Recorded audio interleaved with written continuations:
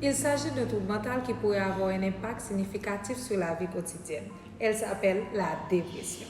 Salut, bienvenue sur ma chaîne YouTube. Je suis Bitali Antoine, psychoéducatrice en formation. Aujourd'hui, je suis ravie de vous faire part d'un sujet assez sensible dont on ne parle pas assez souvent, qui est extrêmement courant dans la vie de beaucoup de gens, qui est la dépression. Dans cette vidéo, je vais vous expliquer ses causes, ses signes et symptômes, la méthode préventive et des conseils si vous avez des idées suicidaires. C'est quoi la dépression?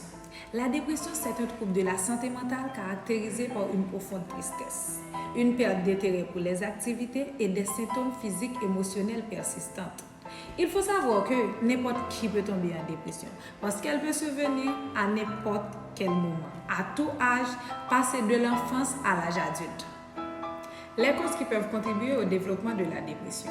On a chômage. Chômage peut entraîner une diminution de l'estime de soi et des difficultés financières, ce qui peut contribuer au développement de la dépression. On a stress chronique. Stress chronique, ça peut être lié au travail, à la vie familiale, qui peut entraîner un déséquilibre dans les hormones du stress et affecter le fonctionnement du cerveau. On a harcèlement. L'harcèlement, qu'il soit au travail, à l'école ou dans d'autres contextes, peut provoquer un stress émotionnel important. Cela peut causer une diminution de l'estime de soi et des sentiments d'impuissance. On a aussi violence et traumatisme. Les victimes de violences physiques, émotionnelles et sexuelles peuvent traumatiser et peuvent causer la dépression. On a deuil. Deuil, la perte d'un être cher peuvent également déclencher et aggraver la dépression. Les causes de la dépression sur le plan biologique, psychologique, environnemental. Sur le plan biologique, les altérations dans le fonctionnement du cerveau, y compris les circuits neuronaux et les neurotransmetteurs, peuvent contribuer à la dépression. Sur le plan psychologique, les facteurs tels que les pensées négatives, des événements stressants de la vie et les troubles émotionnels non résolus peuvent jouer un rôle.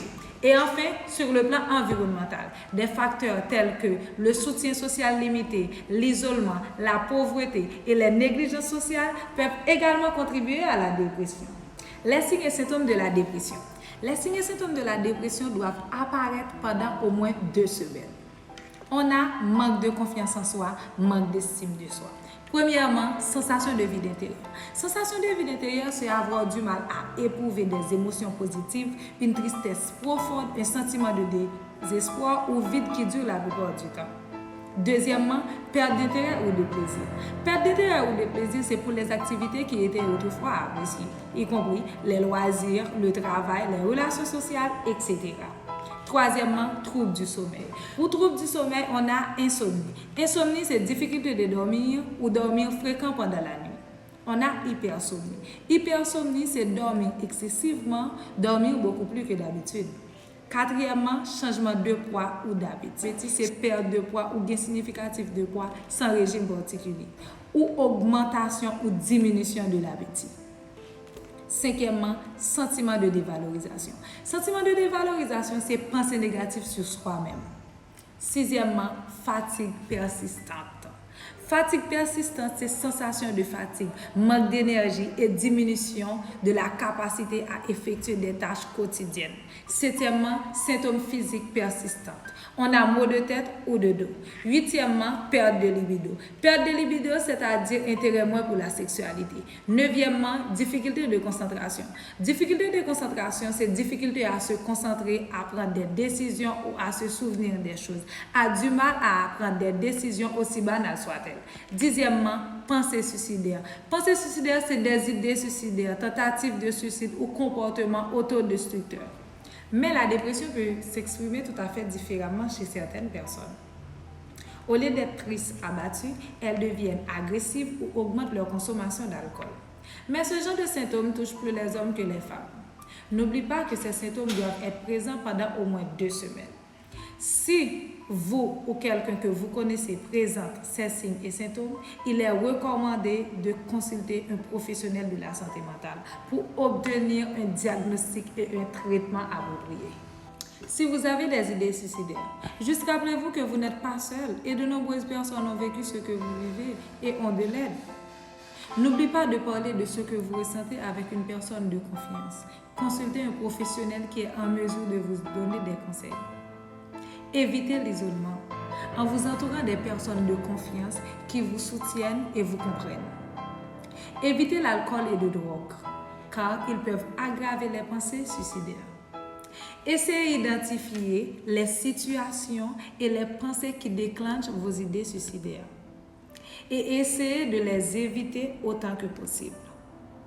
Faites des activités qui vous détendent et vous apportent du renfort, comme par exemple la méditation. Identifiez la personne à contacter en cas d'urgence. Vous n'êtes pas seul dans cette épreuve. Ne restez pas seul avec vos pensées. Le problème qu'on a, on a manque de ressources, c'est-à-dire manque de soignants formés en faveur de soins de santé mentale. Nécessairement, les personnes affectées ont besoin de soutien et un entourage compréhensif. Méthode préventive à la dépression. Premièrement, adoptez une alimentation équilibrée. Faites de l'exercice régulièrement et assurez-vous de bien dormir. Deuxièmement, gérez le stress. Cultivez des relations saines et entretenez des liens efficaces avec vos proches. Apprendre à reconnaître les pensées négatives par la pratique de la pleine conscience ou de la méditation. Parlez de ce que vous ressentez avec une personne de confiance. Troisièmement, restez en contact avec vos amis, votre famille. Entourez-vous de personnes positives et bienveillantes. Quatrièmement, travaillez sur votre confiance en vous, votre estime de soi. Prenez le temps de vous détendre. Cinquièmement, limitez votre consommation d'alcool, de drogue et de tabac. Ces substances peuvent aggraver les symptômes de la dépression. Sixièmement, si vous ressentez les symptômes dépressifs, n'hésitez pas à consulter un professionnel de la santé mentale. En suivant ces conseils et en les appliquant, ça pourrait vous aider à mieux vous instruire sur le sujet et de diminuer les risques de pouvoir tomber en dépression. De ce fait, une bonne santé mentale.